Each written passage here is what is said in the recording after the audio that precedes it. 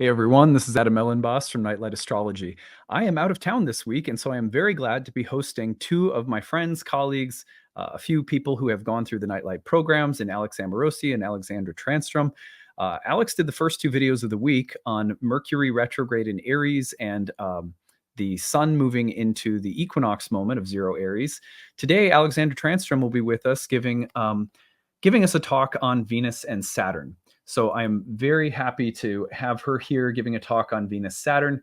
You will see that she is here next week as well. We're going to be replaying a talk that she did on counseling skills in astrology, which was fantastic. She's a therapist and a wonderful astrologer and an alumni of our programs. And today she's going to be talking about the Venus-Saturn conjunction in Pisces. I know you guys are going to enjoy it, and she will tell you more about herself and where you can find more of her work online. In the meantime, before we get into it, as always, don't forget to like and subscribe, share your comments and reflections. If you've got a story to tell about Venus-Saturn this week, use the hashtag grabbed, or email us your story, grabbed@nightlightastrology.com. You can find a transcript of any of my daily talks on the website, nightlightastrology.com, where I'm going to be promoting a couple of things today. The first thing that I want to remind you of is the upcoming speaker series. So if you go to the events tab and click on speaker series, you'll see that this weekend, Dan Waits is giving a talk on Pluto and Aquarius, and next weekend, Jolly Knot is giving a talk on the Lot of Fortune. So you can check those out.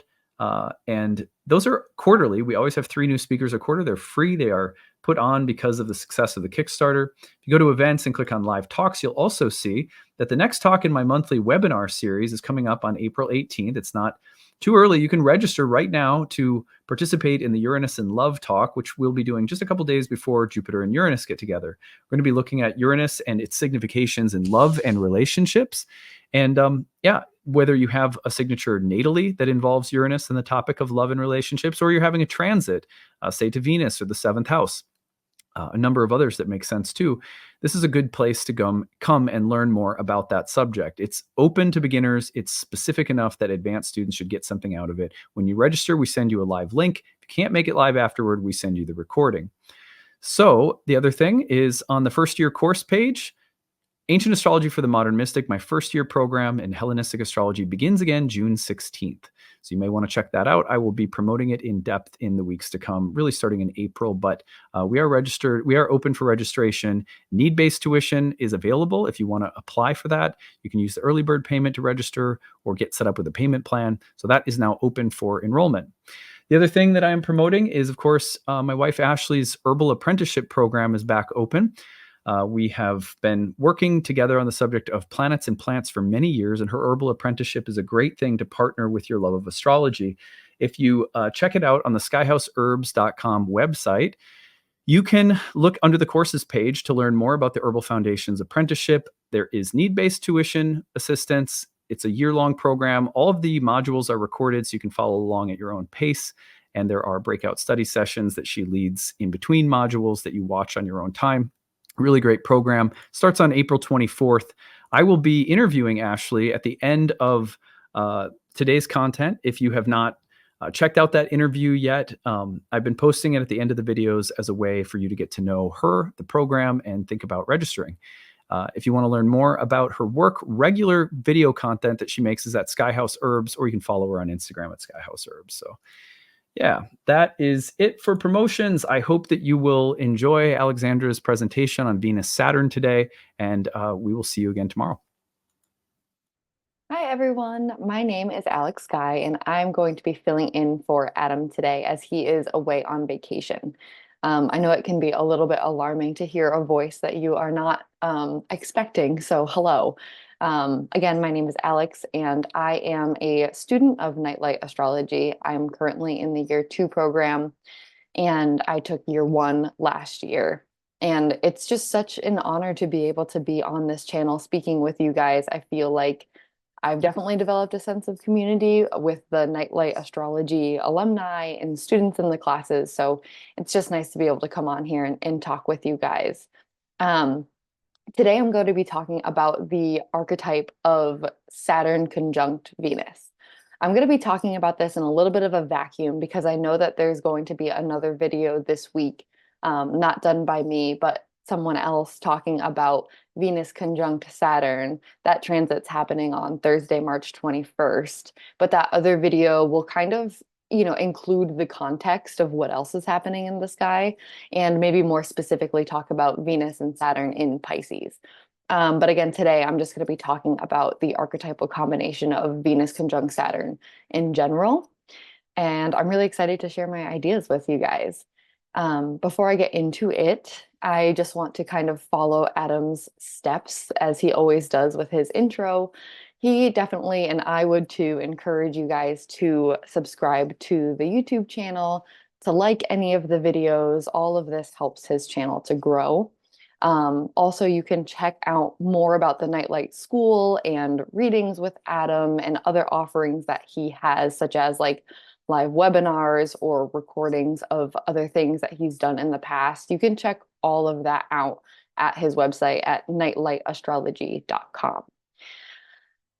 And before I get into all of this too, I guess I will shamelessly plug myself here right at the beginning. If you end up, kind of liking my style, or you've heard my voice somewhere before and you want to follow me on Instagram and see what else I'm doing, I would love that.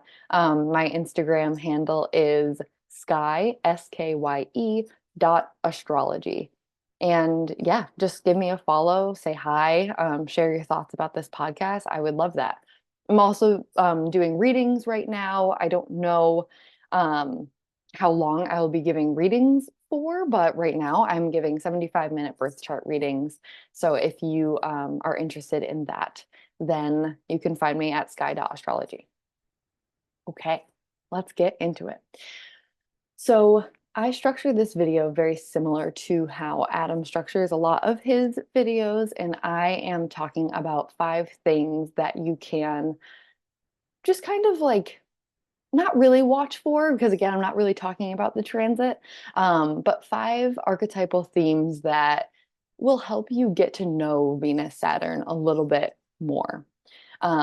Before I go into it, I do just want to bring up the clock, the real-time clock here, and show you Venus and Saturn coming together in the sky on Thursday, the 21st of March. So let me just share my screen here with you. You might be able to see my notes. Okay. Okay, so here is the real-time clock, and this is set for March 21st, 2024. And right up here in Pisces, you can see Venus and Saturn coming together at 12 degrees Pisces, right in the middle. What I want to do real quick, even though I'm not including all of the context in my talk today, I just want to show you guys a little something here. So I'm going to go back a couple days. And so I'm going back to March 17th, and you can see that the sun is co-present with Venus and Saturn here in Pisces. So the sun's co-present, but as the days kind of go on, the sun leaves Pisces and enters Aries. And this means Venus and Saturn are here in Pisces all by themselves. So there's just a really strong emphasis on the Venus-Saturn archetype right now because they're the only 2 in Pisces. And this doesn't last very long because just a couple of days after, 3 days after, Mars enters Pisces. So then there's some Marsy archetypes here with Venus conjunct Saturn. So I think that this is just really, I'm not going to say like unique, but I think that this is just really special that on March 21st, Venus and Saturn get the temple of Pisces all to themselves. So that's kind of even more of a reason to go into just like Venus and Saturn in a vacuum. Okay. So I'm going to take down the real-time clock now. Can. Okay, back to my face. So, I kind of structured this out, like I said, 5 archetypal themes to consider when you're getting to know Venus conjunct Saturn. The first archetypal theme is, I just titled it Values and Fears. So Venus conjunct Saturn reminds me of a type of therapy. Those of you who don't know me, I'm also a licensed mental health therapist. And Venus conjunct Saturn reminds me of this type of therapy that's called acceptance and commitment therapy, or people call it ACT, ACT. And what ACT does, or the foundations that ACT kind of, I don't know, considers is, are we making values-based decisions or are we making fear-based decisions? And I think Venus is very much so like, I'm going to make a values-based decision. This is my value. This is what's important to me. And I am going to go ahead and move throughout my life knowing that I am moving, my anchor is my values. My values are driving me to make the decisions that I'm making. A fear-based decision would be, I'm sure you guys can probably gather where I'm going, but a fear-based decision would be, I'm afraid that this is going to happen. Or, if I don't do this, what if? Or what would this person think of me? And I don't want them to think this way. So I'm going to act this way. Those are all very, fear-based decisions, which is totally human and normal to have.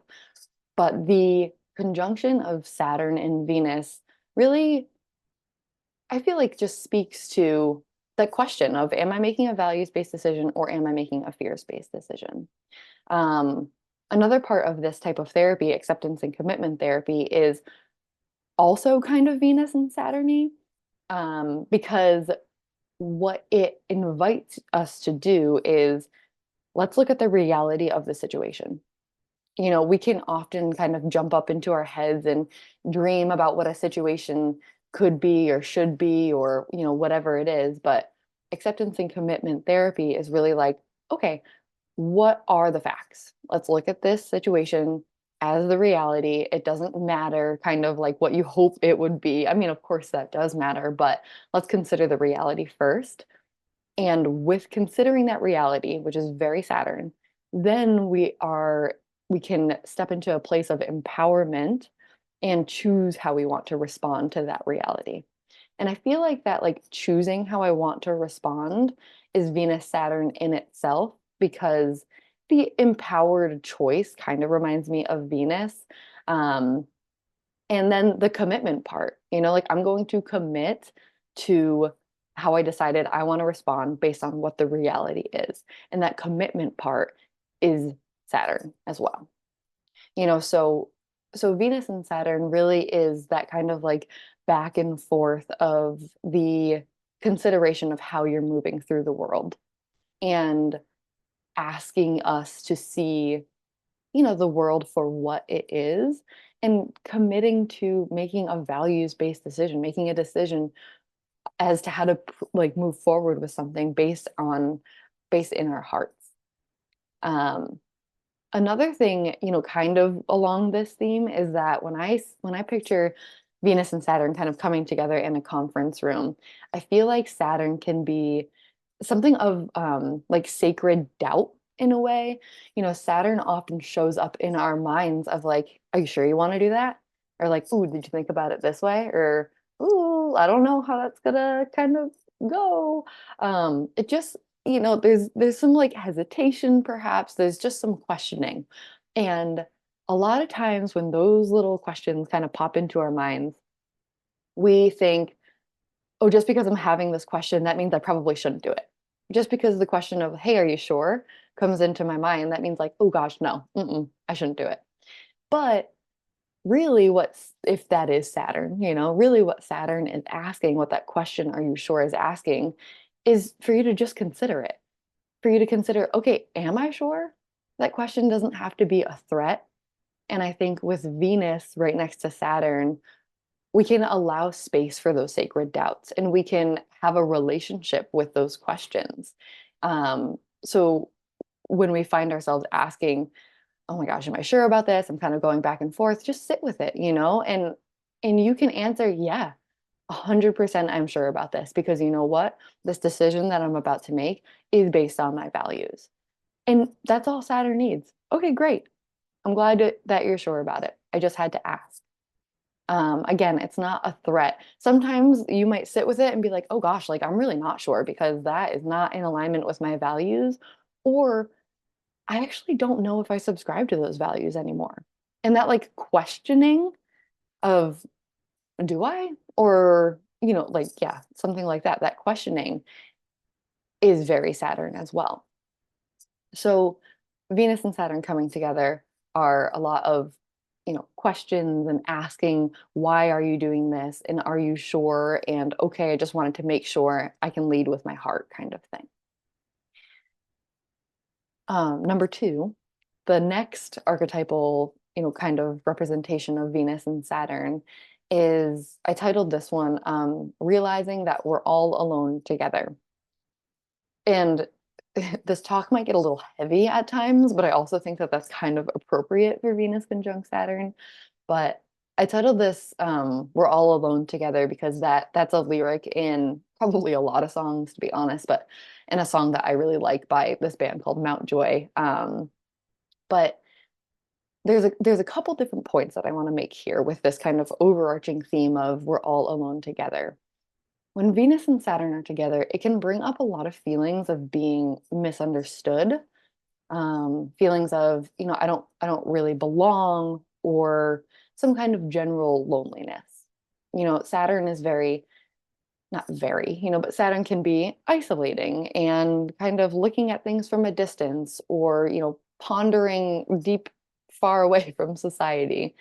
And Venus, wants to be with other people and wants to be accepted, or yeah, just wants to be in relationship. And so when those two planets come together, it could be recognizing the space. I'm very aware of the distance in between myself and everyone else.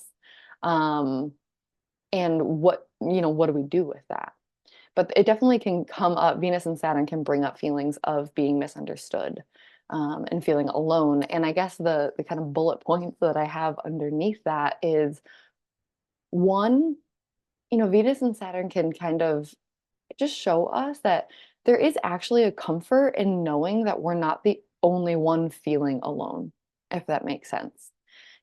We are, when I was thinking about this, I don't know if you guys ever watched the show Weeds. I feel like that was out a little bit ago, but the opening song to Weeds was like something about little boxes all in a row type of thing. And I don't, we might feel like we're in this like only little box, like all by ourselves, and everyone else is mingling together, and we're the only one in this little box. But I think if we take a step back and gain some perspective, which Saturn is very good at letting us do, we might realize that, like, I'm in my little box and someone else is in their little box and someone else is in their little box. And we all might be feeling the exact same thing, but we're not talking about it, and this is, it's almost beautiful and heartbreaking at the same time, because it's heartbreaking to know that we might feel isolated and feel like we're the only ones, but beautiful to know that we're not, to know that we're not. And I guess the encouragement here would be to talk about it, talk about the loneliness, talk about the melancholy, talk about the depression, because chances are, again, you're not the only one in your bubble feeling this way. And that's not to like invalidate what you're going through. Everyone's going through loneliness at a different type of level. But when we talk about it, we realize, like, oh, other people are feeling this too. And even though it's not exactly the same, they can connect to the same emotion. Um, another thing too, under this kind of we're all alone together umbrella, is that sometimes Venus and Saturn can feel like, well, I feel really alone, but I've also, Saturn often talks about the responsibility, right? So what's your responsibility here? And sometimes, we can feel like, well, there's so much distance between me and everyone else. But it's like, well, how did you play a role here? You know, what is, yeah, what is your involvement, I guess, with this distance between you and other people? And sometimes Saturn can show up, because Saturn and Venus can show up together because Venus is a little like, I don't know if I can show parts of myself. I don't know if I can show these certain parts of myself. I'm kind of um scared, like Venus and Saturn can be a little bit of scared of vulnerability, a little bit of fear of vulnerability, and showing our eccentric, quirky, you know, our interests, whatever it is, with other people. And so we don't. And so we kind of just like keep it in and keep it to ourselves. And then we can feel that distance because we're not sharing. And so I think that Venus and Saturn coming together, they both can be really good teachers, as like Venus can kind of offer Saturn like, hey, like give me a little bit of space here and maybe I can try to show myself a little bit more. And I might find out that other people actually do relate to this part of me that I thought no one would understand. Another thing here is that going along with this kind of like distance theme, feeling distance in relationships or feeling distance with, society at large, um, is one reason that we might feel distant between people, whoever it is, between people, is that we possibly have the tendency to look at our differences as a bad thing, you know. Um, you think this way, I think this way, we can't be friends. I mean, that's very like black and white and dramatic, but we often think of our differences as a bad thing. Oh, how can I relate to this person? We have nothing in common. And granted, yes, like I understand if you're going to hang out with someone or become friends with someone, you probably want to have a common interest, but differences don't have to divide us. And I think Saturn and Venus can show us that our differences can actually bring us together in a way. And what I mean by that is that Saturn and Venus invites us to ponder the idea that our differences can create unity and harmony and love, because you can say to yourself, in general, like, oh, I can create a purposeful distance between me and this other person. And what I mean by that is like take a step away and unblend from someone else's journey, someone else's ideas, someone else's values. Take a step away and allow them to just be, allow them to just be living their journey the way that they're living it. And that does not have to affect you. I know that oftentimes, like when we're in relationships, of course it affects you, but I'm just thinking like more broadly of it doesn't always have to affect you. And we can take a couple steps back and we can just kind of admire the person for their uniqueness in front of us. We don't have to hop on the wagon with them. We don't have to suddenly like change the way that we're looking at the world. Their ideas aren't better or less than yours. But Venus and Saturn can, like I keep saying, it can kind of highlight the space between, which kind of can feel very lonely, but it also can encourage us to make space between in order to get a different perspective on someone else's journey. And it can be I can honor my path and I can honor your path, and we can walk along the paths together, but we don't have to merge. I think that Venus and Saturn are very good at reminding us that we don't have to merge and we can just appreciate.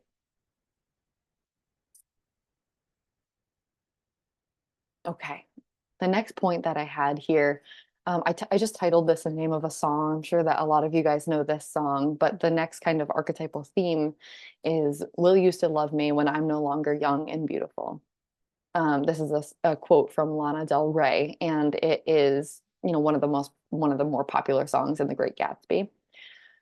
Um, but just kind of like, those of you who I'm assuming are listening have a lot of astrology knowledge. So just sit with the Venus and Saturn archetype and just think of, this song. Think of that lyric. Will you still love me when I'm no longer young and beautiful? There's a little fear there. I mean, there's curiosity, but there's also a little fear there. Like, what? I will not, be like this forever. Like, I will not be vibrant, vivacious, sexy, whatever it is forever. Time is happening. Time is just occurring. And it's almost like the rose kind of like withering away. Um, and Venus and Saturn archetype is very much so that, that image and that song and all of that. And I think, I broke this I broke this down a little bit too, and so I'll kind of go through that. But this is something that all of us go through, not just women, all of us go through. Like, time is working on me, whether I like it or not. And this innocence, this purity, this like smoothness, won't last. And that brings up the question of, well, what do I want to do with it? Because it's here now. And then how do I kind of like go through these phases and allow the previous phase to kind of melt away and step into the next phase?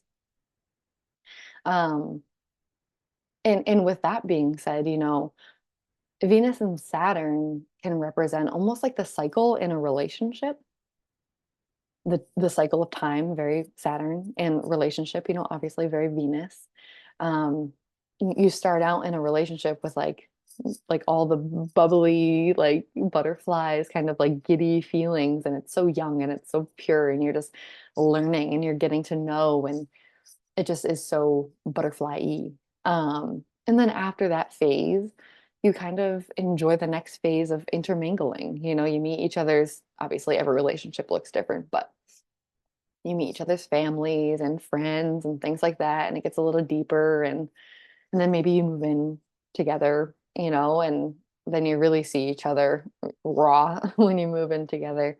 Um, and then you might have the conversations of like, do we commit to one another? Do we get married and do this thing?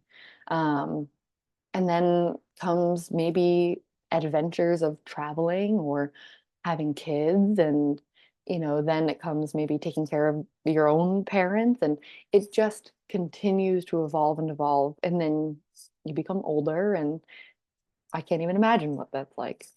Um, but you see, you don't have any control over this, and it just happens.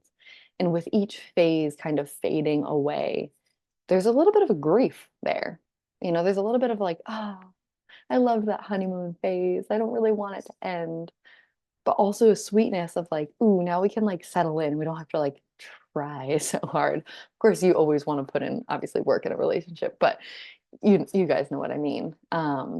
So there's a little bit of like grief and sweetness happening with the cycle of relationships. And Venus and Saturn really represents that cycle. Um, and going back to kind of the, will you still love me when I'm no longer young and beautiful? That I think that cycle is like very potent for that. And also it could be like more on the surface level of, I think that archetype speaks of the, for mostly for women probably understand this, but like, I don't want to wear makeup anymore. Like, I just don't want to do it. I don't want to do the hair. I don't want to wear the makeup. I just want to be able to just be, and I'm sure that there's a lot of you people out there that have, certain opinions of makeup and everything else. But I think that on a surface level, it's just interesting to consider that um, the Venus Saturn archetype as something as simple as that, just deciding not to wear makeup anymore. And just allowing yourself to really be seen for like rawness for who you are.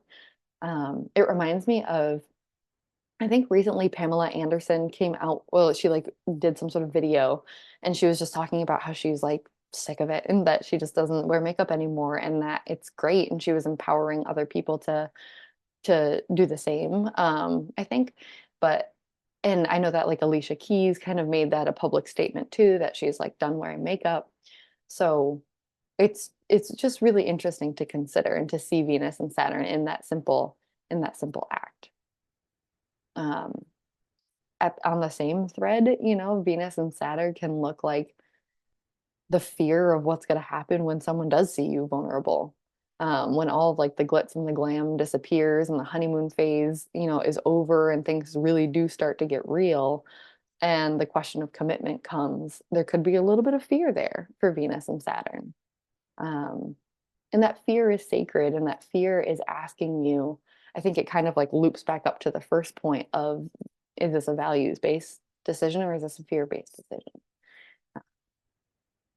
So a lot to consider there. The next point that I have that speaks to Venus conjunct Saturn, that archetype, is the the I guess notion of like becoming a woman.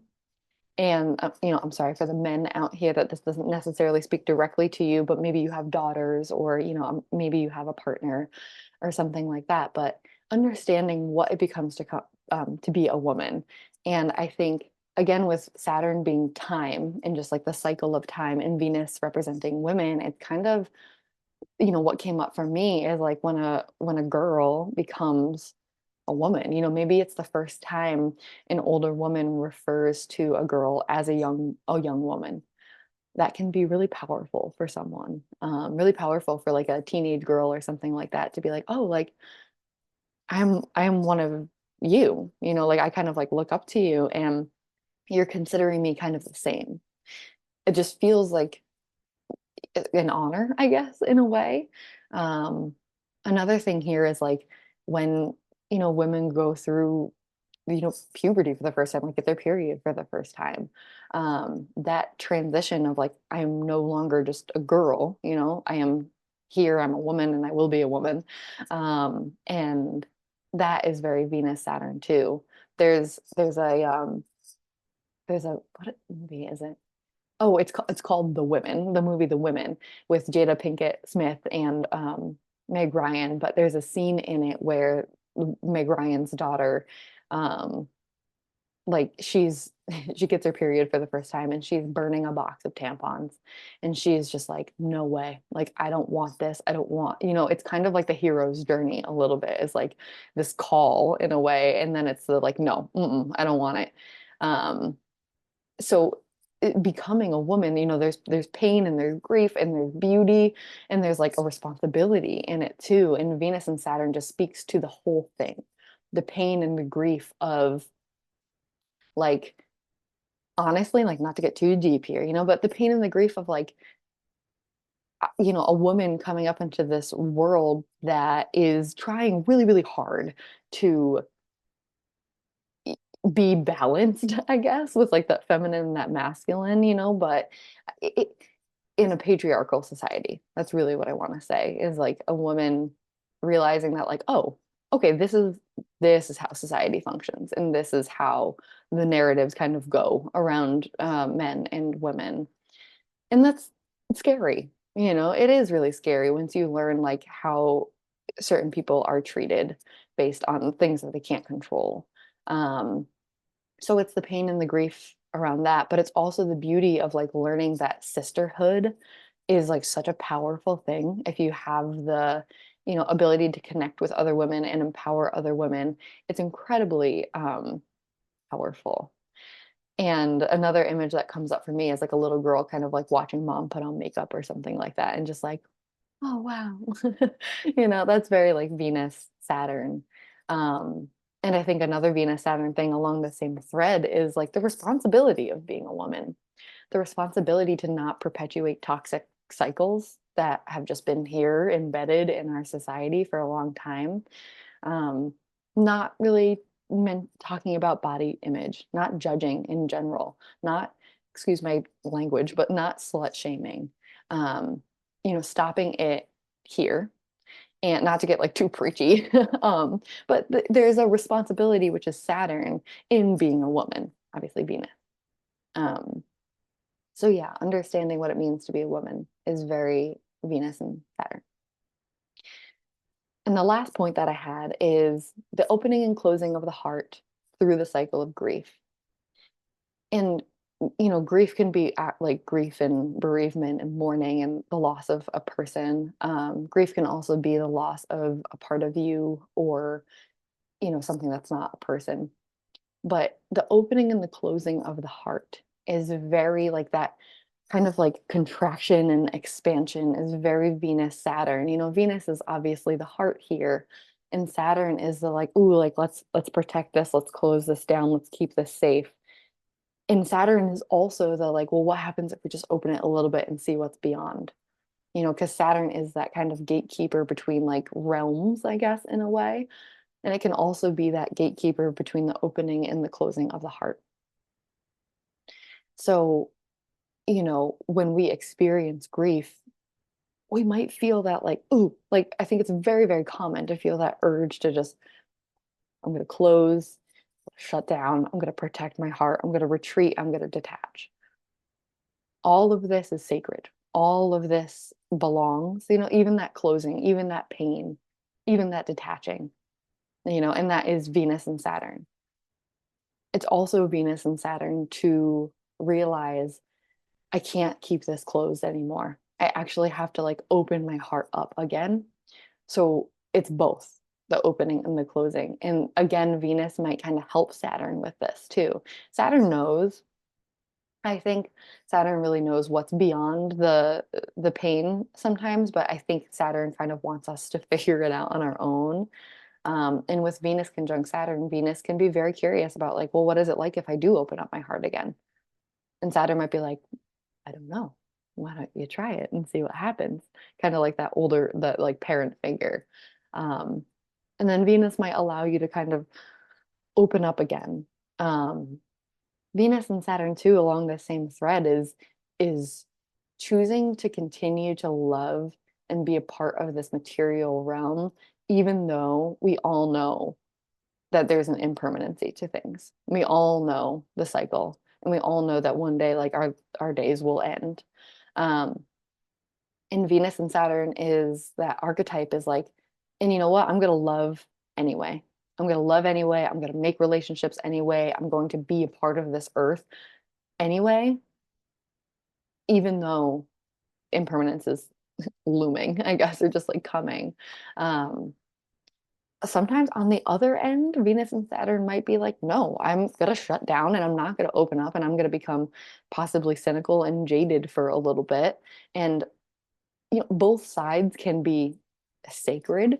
I think obviously the medicine here is insight. And what is this jadedness and cynicalness asking me?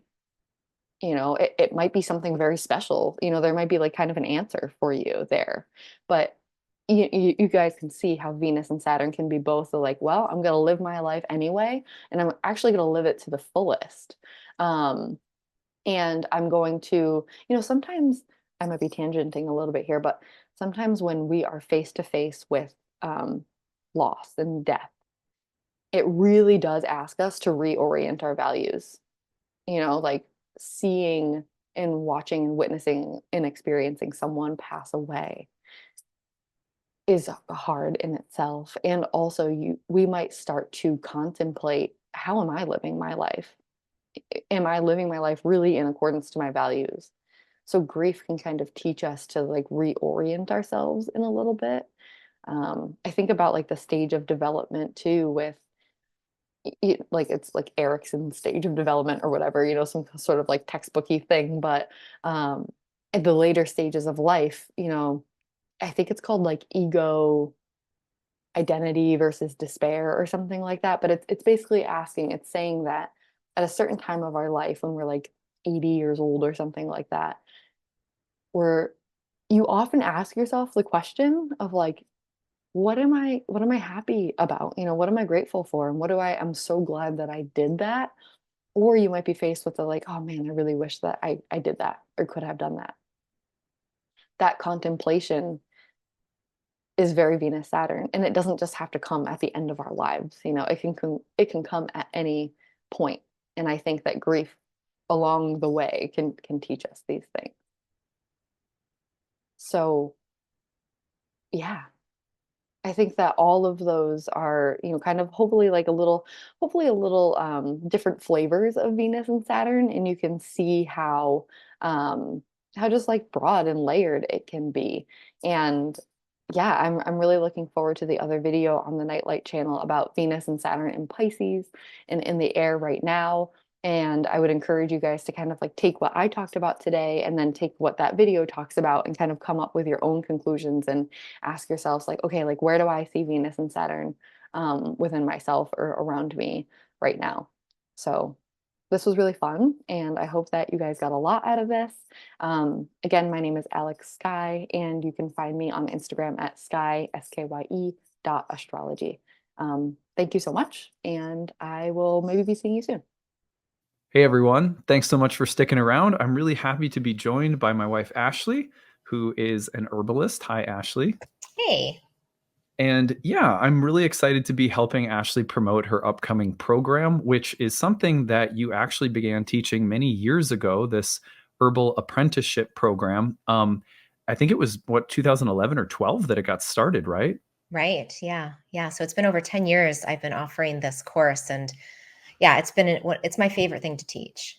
Yeah. And just to be clear, because some people on my channel, most people know you because you pop on here or there. We talk about herbs and astrology. There's an attraction in our marriage and an attraction in the subject matter that is old. Like we've been together for 14 years in our relationship going on, and we've always had a fascination with each other's areas of expertise, and we've done lots of things to marry them together over the years, in addition to literally getting married. And and actually, herbalists and astrologers have married the subjects of herbs and planets together for thousands of years as well. Now, your program is focused on, you know, herbalism. It's not an astrology course, but there is certainly a lot of overlap in terms of the energetics and the spiritual approach to herbalism that you take. And so I was hoping that we could start off just by telling people a little bit about the program. You're coming to this after taking a little bit of time on maternity leave. Our kids were not yet in school. Now they are. You're coming back to work. This is really exciting. The new program launches at the end of April. I'm going to put it up on the screen so people can see it. You can find it at skyhouseherbs.com. Enrollment is open now. The course begins. You go under courses, Herbal Foundations Apprenticeship at the end of April. Tell us about it. Well, this course, I guess my goal in redesigning the apprenticeship course that I've been teaching for 10 years is to make it even more personal and to allow people to study the material, digest it at their own pace. So what it's going to be is a combination of kind of three main parts. The first one is the recorded material. So there's going to be modules that will be released and people can listen to them as they have time. The second part are live classes where we will meet live on Zoom and talk about the module, I'll answer questions, I'll give even more information about it. And then the third part is the sacred plant pairings. And so I've always taught the herbal portion, like the plant diets, one at a time, but this year I'm going to do it in pairs because I think you can learn a lot by comparing and contrasting herbs. So for every module, you'll have 2 herbs to study and you'll get a little cheat sheet about them before you start the module. And then you'll have an opportunity to work with those 2 plants and blend them and keep them separate and just really work with them closely. Because my goal is that I want people to be able to find information that they can really use in their own lives, maybe with clients, whether they have a professional herbal practice or maybe they're a therapist in a different field, that they'll know these plants so that they can work with them really comfortably. I love the different modules that you have just so we can preview them for people. Module 1 is Vitalism and the Heart of Herbalism. Module 2, Building Your Home Apothecary. They're so diverse. I love Module 3 is my favorite, Plant Spirit Medicine. Energetics and chemistry. You have such a holistic approach. It's what I've always loved about your teaching. You'll teach about the doctrine of signatures. You'll talk to people about how to communicate with plants, how to think of them as teachers that are living beings that have personalities that aren't just phytochemistry or whatever, but you will also teach phytochemistry. And I think that you have this really well-rounded way of helping people be intelligent about the plants, about the body, about the systems of the body, but also not afraid to use energetic systems, not afraid to take something from the kinds of energetics that ancient mystics were working with, whether that's the elements or whether that's, some of the overlay with things like Ayurveda, Chinese medicine. You take what's useful on a symbolic and energetic plane and on a personal connection level with the plants, and you marry it to really smart scientific research. I think that's rare. You don't see that a lot. Well, thank you for saying that. Yeah, to me, it's all language. They're just different languages that we talk about the same thing. And I think the more diverse our languages as herbalists, the more we can reach more people. And that's kind of my goal. Like, I want everyone to be able to identify plants, use plants. So we need to diversify the languages we speak so we can talk with our physicians, so we can talk with a therapist, we can talk with a mystic, right? We can talk with children, and we have a language that everyone can use. You talk in the program, in your modules, you have stuff on digestive and gut health. You have stuff on detoxification, colds and flus, and dealing with virus seasons. You talk about tissue states, and you're talking about how to give things to your kids for, helping them maybe at times even relax before bed at night. We use a lot of different things with our kids. I love this, that you have called this a I'm going to find the phrase where you use, and I'm going to mess it up. A community herbalist. What is a community herbalist, so that people can understand that definition? Because sometimes people might look at a course like this and think, gosh, unless I go to an accredited university for 8 years and learn all about chemistry, I have no right or business suggesting herbs to people or using herbs. That's just not true. And that's not the history of how folk herbal medicine has been used or taught. So what do you mean when you say community herbalist? I think you said it perfectly. This is the people's medicine, and our grandmothers and great grandparents used plants as medicine. There's nothing actually that like hard about the practice of herbal medicine. It's just getting to know the plants and getting to know the times when they're most useful. I really envision that this course, people can take it and, yes, use it for themselves, number one, because I think a lot changes when we have the personal experience, and then using it in your family, whether that's just, maybe making a tea for your dog, or, if you have kids, or maybe you just have a partner, maybe you have plants you can use, and we'll talk about taking care of a garden, but using it for yourself, for whoever's immediately around you, and then taking it beyond that, because it's likely that at some point you're going to be talking with someone. They're going to say, oh, I've got this digestion thing and I've tried this and this. And they might say, hey, you're studying herbs. Is there anything that you would recommend? And you know what? You'll probably have a few ideas. And that, you never know how one way that you help someone out there in the world might trickle and then help others and more people. So I think through the self-knowledge and studying this knowledge in your own body, it'll naturally, it's like, impossible for it not to spread out and start to affect the broader community. Yeah, I think that's really important. This is also for that reason, because we have a vision. I mean, you guys know through my Kickstarter, you guys helped us build a community herbal medicine garden that Ashley's been hosting free and donation-based events out of, that the donations go right back into the garden and just growing the medicine that we then find ways of harvesting and giving to other people, or letting other people come and harvest. We have a vision, and we always have, back to the days when we had our yoga studio in Maryland. We have always had a vision of making this sacred knowledge accessible to people. And that is both there in this program in terms of the way you're framing what it means to be an herbalist. It might mean that you're a professional and you see clients, and you could continue beyond this program developing the skills to do that. This would certainly set you up for success. You could also go forward and be someone who uses what you know with friends and family and yourself. And that's an incredible set of tools to have. The program's also very accessible from both a programming standpoint and a price standpoint. I'm going to take you back over and show everybody the programs. The modules are pre-recorded, but then you meet outside of the modules for discussion, community, Q&A, and sort of development and integration. So people can attend those live. If they miss those integration sessions, they can also watch the replays of those. So absolutely, yeah. Anyone could take this at their own rate, as slowly or as quickly as you wanted to, really soak it in, or blaze through it. And, and then we can certainly, beyond this program, as Ashley perhaps makes more advanced programs available as she's easing back in out of maternity leave, can help you with further development or recommend you to many other wonderful programs where you could continue your studies. We want this to be accessible. We want community herbalism to be, as simple as being able to show a friend a couple of yoga stretches. We should be able to show each other herbs, and just, hey, this is a helpful herb to use. Also, accessibility price-wise, we have an early bird enrollment, and we have standard enrollment.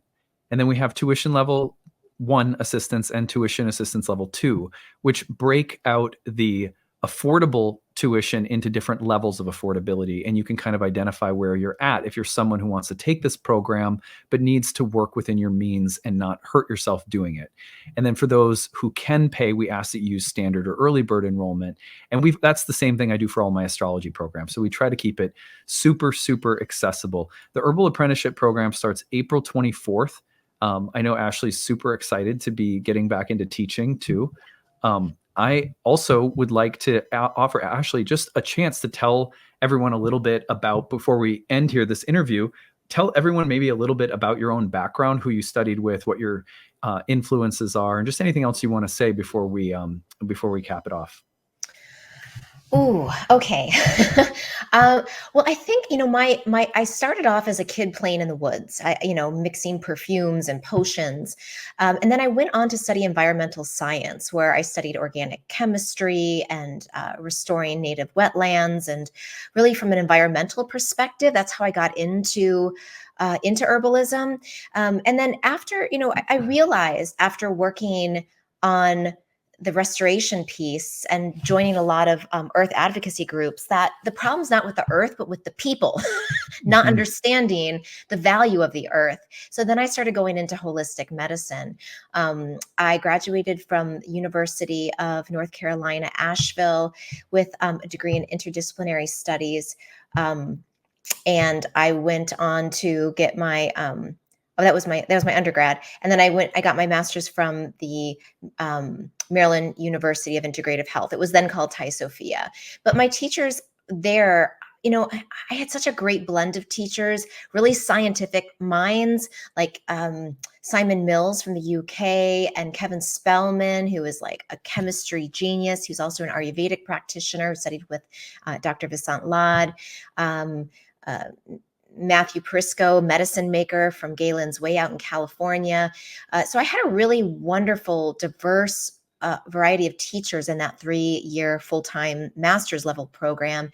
And then after that, I went on to study with Matthew Wood pretty intensively, because I liked his energetics. I liked the way he spoke about the plants and his personal experience working with low dose, drop dose medicine. And he has had amazing he's done such amazing work herbally with just using that method. And gosh, I've got a lot of herbalists in my David basket. Duke comes to mind, and Jim Duke, Jim Duke. Sorry, my bad. Duke, Margie Flint, Rosemary Gladstar is like, I've only done one herb walk with her, but it was amazing. So, I have shelves of herbal books and people who I just adore. Yeah. And I just feel really grateful that I've had that blend of the science and the energetic herbalism and the traditional herbalist perspective as well. And I try my best to blend them together and to give everyone a really diverse yet integrated herbal studying experience. Yeah, absolutely. You get that. That is exactly what you'll get if you sign up for Ashley's program, which I encourage you to do. If this is the kind of thing that interests you, you won't regret it. It's a fantastic course with someone I absolutely love, obviously, but also like a really, truly fantastic human being and teacher of plant medicine. And if you want to learn more about her, see her work, get to know her a little bit, check out her YouTube channel, Skyhouse Herbs, where she publishes weekly on plant medicine, plant energetics, and also on Instagram, which is Skyhouse Herbs. So the apprenticeship program starts April 24th. I wanted to get Ashley on, brag about her program, turn you guys on to it. Thank you so much for being here. And I'm sure that we're going to see some people from the Nightlight astrology world getting introduced to you and all of your magic. I would love that. Thank you. All right. Take it easy, everyone. Bye.